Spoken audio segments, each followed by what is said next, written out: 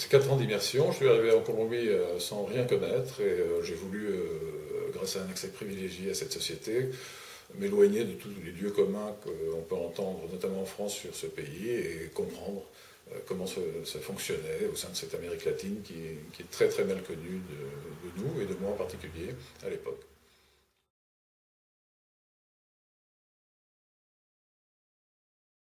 Zone rouge, ça veut dire zone limite, c'est-à-dire ce sont des situations où les références ne sont pas claires et où on a toujours un taux de risque élevé. Donc la Colombie regorge de situations où les êtres humains doivent se révéler, où les êtres humains doivent faire des choix extrêmement difficiles dans un système de référence pour le moins flou et essayer d'échapper à une spirale de violence qui frappe cette société depuis presque 200 ans maintenant.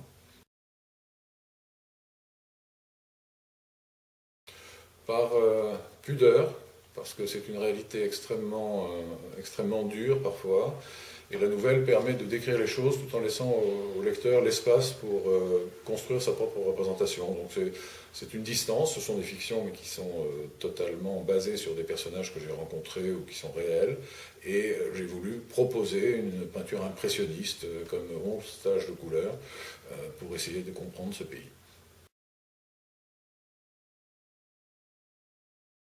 Déjà, on voit la pauvreté s'étendre dans les pays développés. Par ailleurs, l'Amérique latine est un millefeuille de cultures, une culture indigène qui a un peu disparu, sauf en Bolivie, ensuite une culture coloniale très dure, ensuite une culture républicaine mal comprise.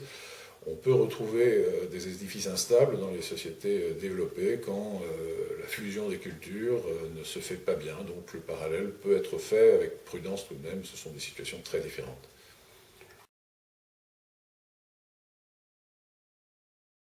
Bon, d'abord, je pense que le malheureux n'a pas le temps, mais s'il pouvait en faire usage, il retrouverait effectivement des mécanismes d'intégration qui se font ou qui ne se font pas. Mais la différence est que dans les pays d'Amérique latine, il s'agit de faits historiques, c'est-à-dire que ces sociétés sont d'origine pas forcément intégrées, et le niveau de violence n'est absolument pas comparable. Ce pays a fait des progrès énormes en 10 ans.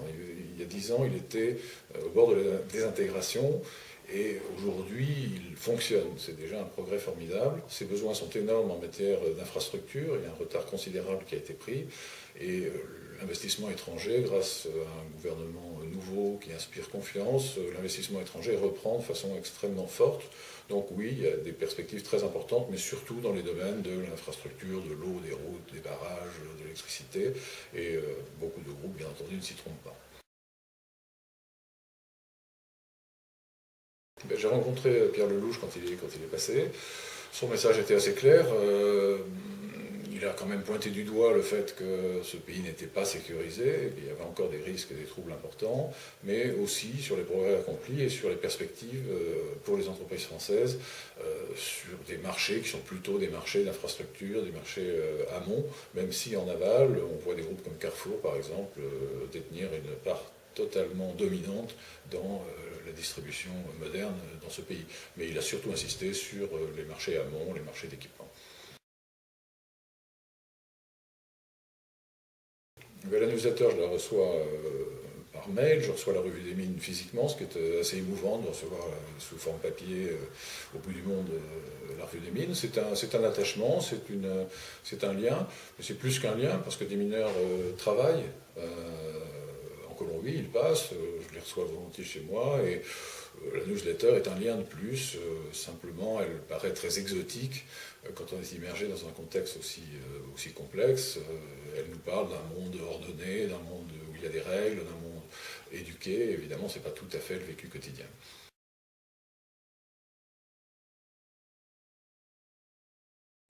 Oui, tout à fait. Même thème, c'était des thèmes latino-américains, mais je m'intéresse aussi à une mutation qui est en train de se passer dans un autre pays beaucoup plus petit, qui est Cuba. Donc le prochain livre sera un recueil de nouvelles, mais mêlant des thèmes colombiens à des thèmes cubains. Merci Alain pour ce moment que tu nous as consacré à la newsletter et à ses lecteurs. Je rappelle que le titre de ton livre, c'est Promenade en zone rouge, aux éditions Archipel, et que sa sortie est prévue le 5 octobre. Merci à la newsletter.